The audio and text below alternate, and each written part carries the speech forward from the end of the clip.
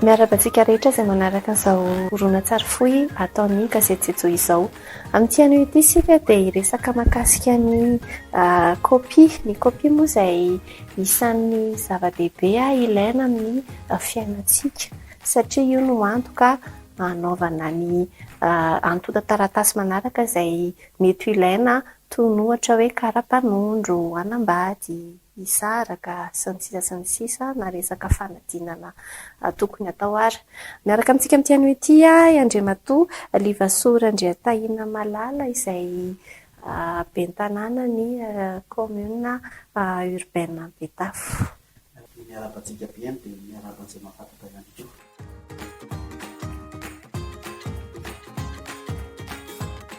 Zarako roa fanazavana amin'ny resaka kopia voalohany ho an'ny zaza. Misy teraka tany amin'ny hôpitaly dia misy teraka tena tanàna. Rahantsika malala fa mbola lavitra ny anambanivohitra ny anatina hôpitaly ary mipetraka lavitra be ny olona ohatra. Dia ny taratasy ilaina raha ohatra ka teraka tany amin'ny hôpitaly ilay zaza, raha hanao kopia dia taratasy fanambarana avy amin'ny rasazy hoe teraka ty olona ty dia miaraka amin'ny kopia mpisoratan'ny ray aman-dreniny. Iny no anam-porofoana sy ahafahana milaza hoe zanaka ny ty olona ty. Zay izy raha teraka tany amin'ny hôpitaly.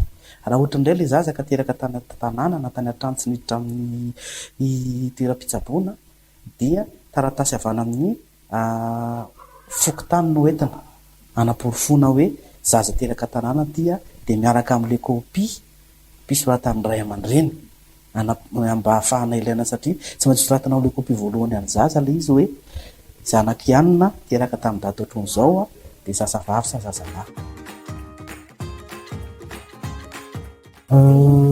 30 andro izy amin'izao, izany hoe raha teraka andro any ny zaza dia tokony farafahakeliny manana 30 andro ny ray aman-dreny na ny fianakaviana hanao ilay déclaration de naissance any amin'ny commune nanao izany naovanana izy io.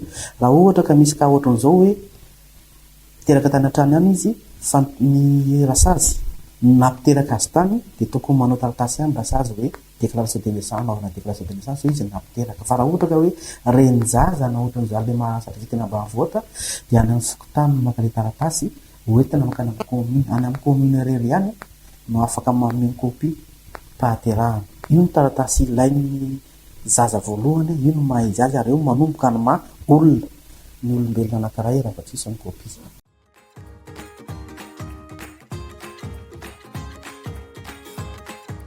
Manao ahoana ary ny tokony atao raha ohatra ndraika hoe zaza tsy manandray ilay zaza.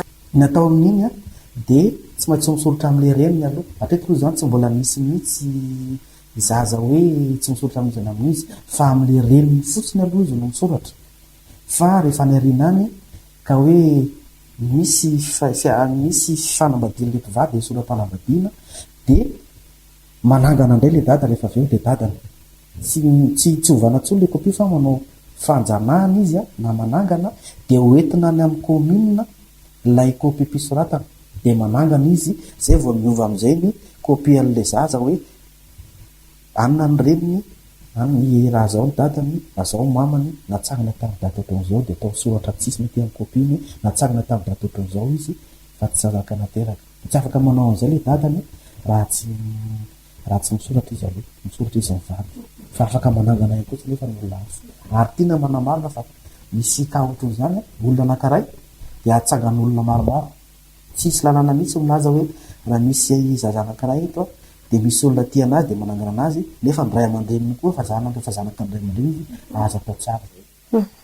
Raha mivady izany ny ray aman-dreny raha matoa manambady an'ilay dadany ilay rain'ilay zanany amin'izay fotoan'izay dia mandeha ho azy fotsiny izany. Dia manao fanjanahana indray ilay dada satria tsy misoratra amin'ny kopia voalohany izy satria mbola tsisy anazy teo fa rehefa misy ny fanapahan-kevitra hoe soram-panambadiana dia zay vao misoratra ao anatin'ny kopia ilay zaza hoe zanahana indray dia zaza ty zay izy vao zanaka izy mivady ary zay izy vao afaka mandova. Fa raha vao tsy misoratra aminy io dia tsy afaka mandova mihitsy ny raha tsy zanahana.